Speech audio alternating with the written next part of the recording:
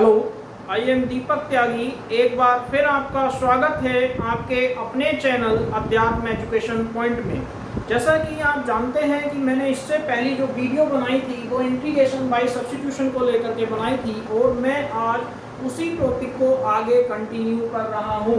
इसमें क्या था, मैंने कल बताया था इससे पिछली वीडियो में कि किस तरीके से सब्स्टिट्यूशन में हम कॉन्सेप्ट का यूज करते हैं, कैसे पता करते हैं कि किसे टी लैट करना है, किसे टी लैट नहीं करना है। मैंने जैसे कहा था कि जब हम किसी भी नंबर को टी लैट कर रहे हैं तो पहले ये देखते हैं कि उसे टी लैट करने से दूसरी चीज हमारे सामने आ रही है या नहीं आ रही। अगर मान लो आ रही है तब उसी को टी लैट करेंगे, क्योंकि मेनली कुछ इंटीग्रेशन की लिमिटेशंस होती हैं। जैसे लिमिटेशंस क्या है, यहाँ डिवाइड रूल नहीं होता, मेनली सब कुछ फॉर्मूला बेस्ड चलता है, तो पहले हमें उसे उस फॉर्म में कन्वर्ट करना है।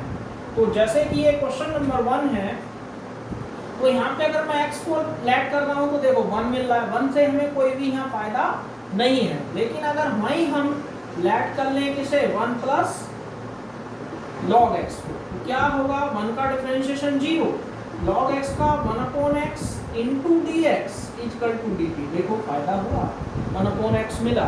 तो यहाँ से अगर मैं dx की वैल्यू निकाल दूँ तो कितना आएगा, x dt। i equal to हुआ t का square upon x into x d t. X से एक्स कैंसिल, ये आ गया t स्क्वायर डी टी। और इसका इंटीग्रेशन कर देते हैं तो t स्क्वायर का क्या होगा, t की power 2 plus 1 upon 2 plus 1 plus 3। तो यहाँ से आ जाएगा t क्यूब अपॉन 3। अब यहाँ पे t की वैल्यू रख देते हैं 1 प्लस log x का क्यूब प्लस c। मेरे ख्याल से सबको कॉन्सेप्ट क्लियर होगा कि 1 प्लस log x का square upon x equal to dx। तो 1 प्लस log x को अगर मैंने t मान लिया तो 1 का 0, log x का 1 upon x dx equal to dt। तो dx किसके इक्वल हो गया, x dt के। तो t square upon x, x से x कैंसिल, तो t स्क्वायर dt। तो x की पावर n का क्या फॉर्मूला लिखा था, x की power n plus 1 upon n plus 1, और यहाँ पर t की वैल्यू पुट कर दी। तो इस तरीके से हमारे इस क्वेश्चन का आंसर आ गया। अब क्वेश्चन नंबर 2, सेकंड क्वेश्चन में है i equal to x square 2 plus 3x की क्यूब का क्यूब इंटू dx। अब देखिए एक्स स्क्वायर को t मानते हैं तो कितना आएगा, 2x। क्या कुछ फायदा हुआ, नहीं।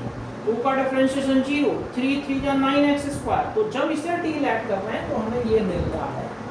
तो यहाँ लैट करेंगे 2 प्लस 3x की क्यूब इक्वल टू t, 2 का 0, 3 3 जा 9 into dx equal to dt।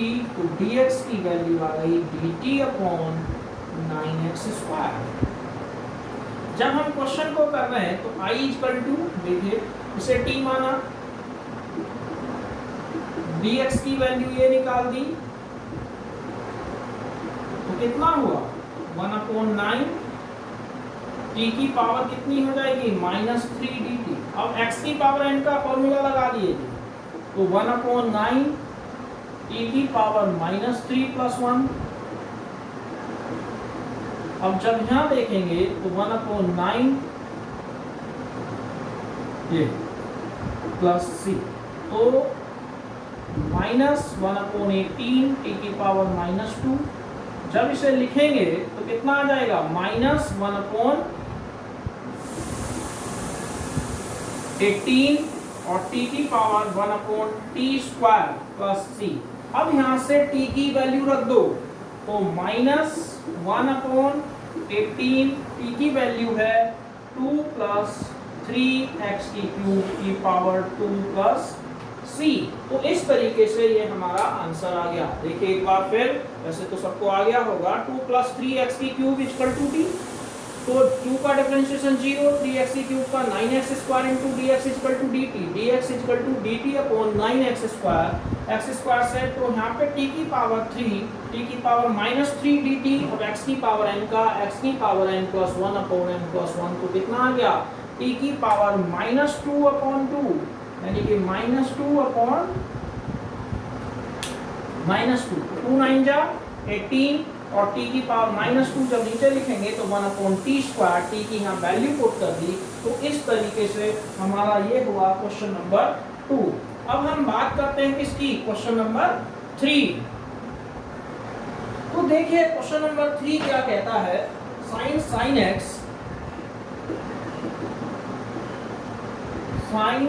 x into cos x dx। जब हम ये क्वेश्चन कर रहे हैं तो देखिए cos x को t मान रहे हैं तो क्या आएगा -sin x, लेकिन sin x यहाँ एंगल का काम कर रहा है तो इसलिए ये कभी किसी से कैंसिल नहीं हो सकता, तो इसलिए इसे t लैट नहीं करेंगे, हम किसे लैट करेंगे, sin x को। तो sin x का differentiation cos x into dx equal to dt, तो dx की वैल्यू आ गई dt upon cos x। I equal to sin x को t माना, sin t cos x into dt upon cos x से cos x cancel, sin t का integration minus cos t plus c, यहाँ t की value रख देंगे cos sin x plus c। आ गया होगा सबको समझ में कि जैसे sin x को t मान रहे हैं तो sin x का डिफरेंशिएशन cos x।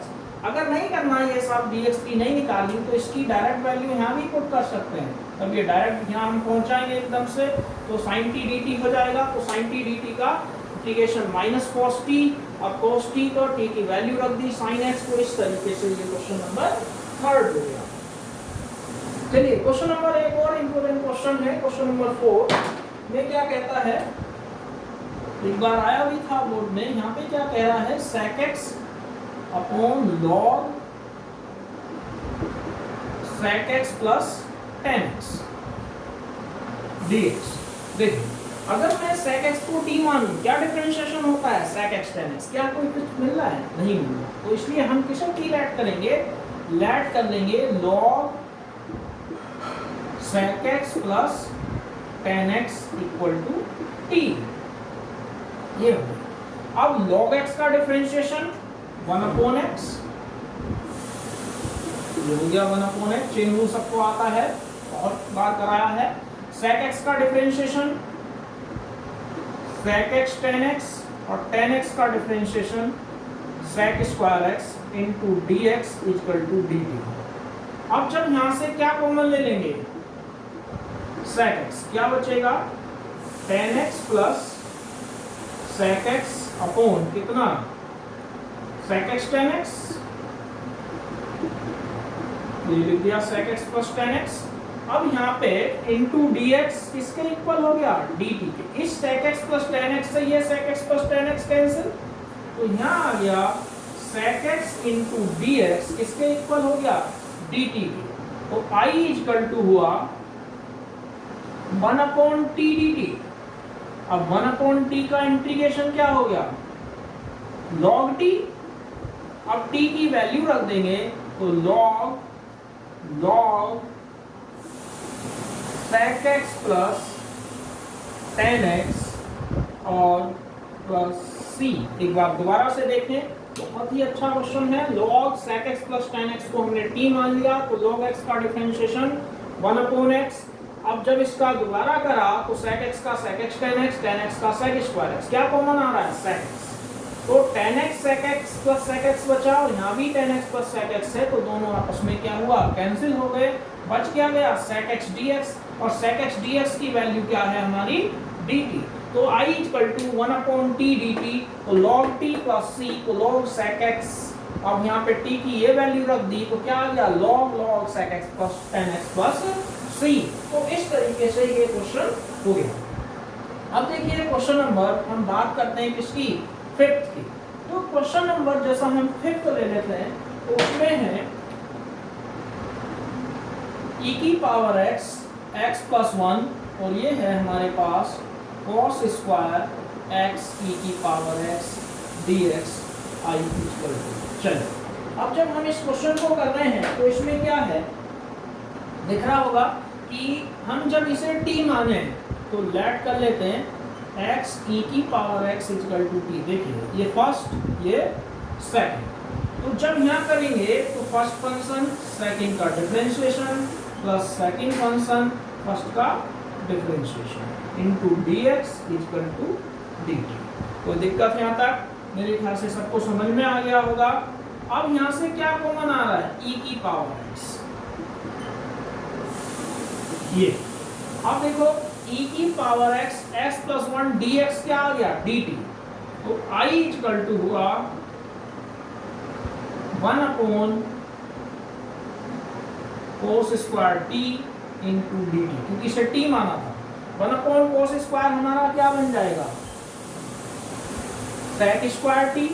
अब sec स्क्वायर t का इंटीग्रेशन tan t, तो tan, अब t की वैल्यू यहां से रख देंगे, ये x e की पावर x प्लस c।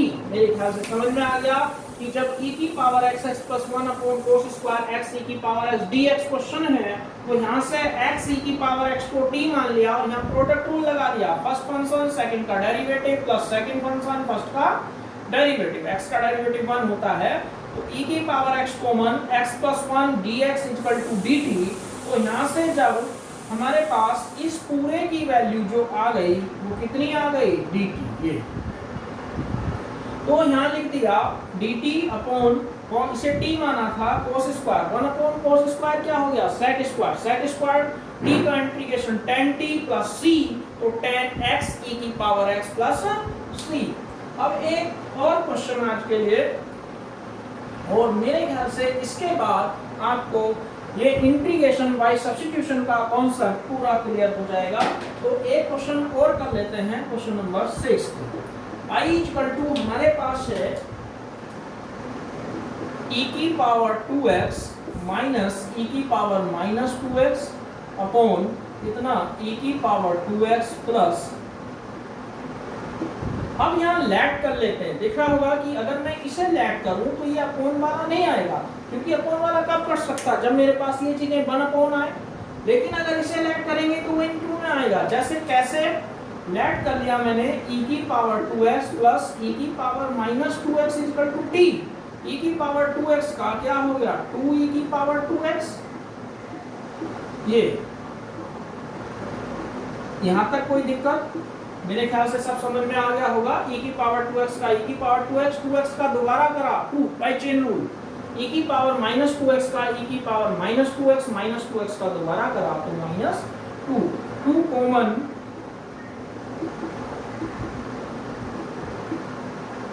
अब यहाँ देखिए ऊपर इस पूरे की वैल्यू हमें निकालनी है, तो कितनी आ जाएगी? e की power 2x into dx equal to dt upon 2। Clear? अब जब हम यहाँ लिख रहे हैं तो I इक्वल टू हुआ 1 upon t into dt upon 2। 1 upon 2 को बाहर ले लेते हैं, 1 upon t dt। Clear? 1 upon t dt। अभी 1 अपॉन t का इंटीग्रेशन क्या होता है? log t और प्लस c। t की यहाँ वैल्यू रख देते हैं हाफ log, और t की वैल्यू है e की पावर 2x प्लस e की पावर माइनस 2x और प्लस c। देखिए इसे t मान लिया तो ये आ गया 2e की पावर 2x माइनस 2e की power minus 2x dx equal to dt। तो 2 कॉमन ले लिया, ये आ गया, 2 को उधर फेर दिया तो ये पूरा ये बन गया। इसे क्या लिख दिया? dt अपॉन 2 इस पूरे, और ये t माना था तो 1 अपॉन t। तो 1 अपॉन t का इंटीग्रेशन log t, t की ये वैल्यू पुट करती। तो इस तरीके से हमारे इस क्वेश्चन का आंसर आ गया। तो मेरे ख्याल से अब आप सभी को इंटीग्रेशन बाय सब्स्टिट्यूशन का कॉन्सेप्ट क्लियर होगा। और आज के लिए बस इतना ही। अगर आपको ये वीडियो अच्छी लगी हो तो इसे लाइक और सब्सक्राइब करना ना भूलें। धन्यवाद।